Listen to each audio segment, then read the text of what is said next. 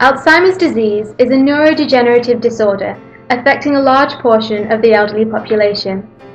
Often it results from a genetic mutation inherited from parents, but in other occasions it might arise spontaneously with age. Globally speaking, in 10 to 20 years, the numbers would reach 80 million, while currently 496,000 people have been diagnosed only in Britain. However, as life expectancy grows, the social and economic consequences of Alzheimer's would become significantly worse. By 2050, when we would comprise the endangered generation, every person out of 85 would suffer from AD.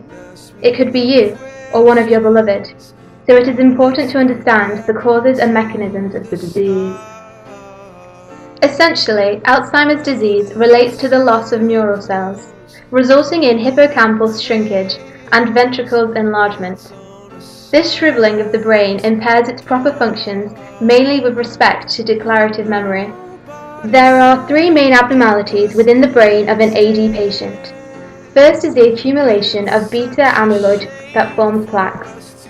The second change is the twisting and tangling of tau protein, which results in neurofibrillary tangles inside the cell. Finally, there are unusual fat droplets deposited throughout the brain.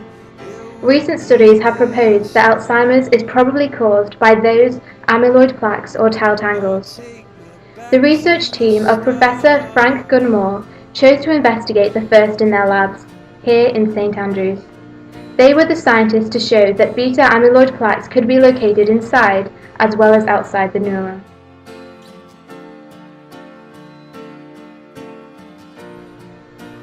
Beta amyloid is a protein made within the cytosol and plasma membrane of neurons. ABAD stands for the amyloid binding alcohol dehydrogenase, which is involved in fatty acid beta oxidation.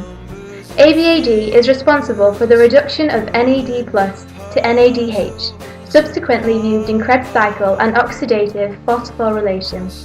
The accumulation of beta amyloid leads to its increased interaction with ABAD within the mitochondrial matrix.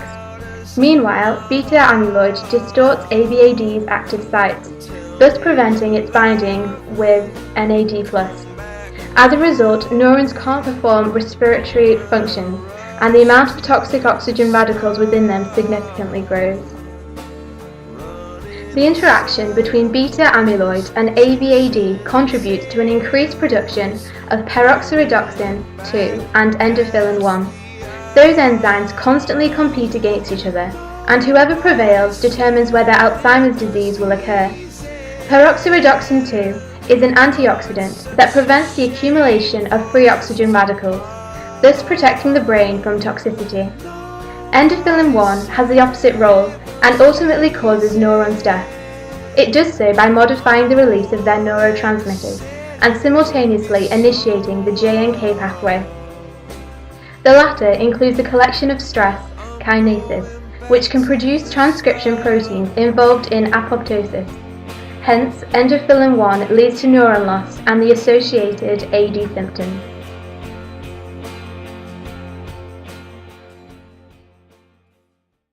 If you want me to talk about drugs, I think in the case of Alzheimer's disease, I would predict that you're going to need drugs that try and prevent the formation of amyloid and tau, let's say. We need drugs to try and keep going what's left.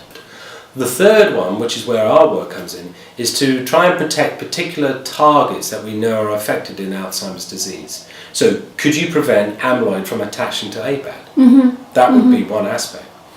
So in our work, again, you would have seen in the publications, and in particular with peroxyredoxin 2 and endorphin, we had shown before that these genes go up in animal models, and they go up in humans as well.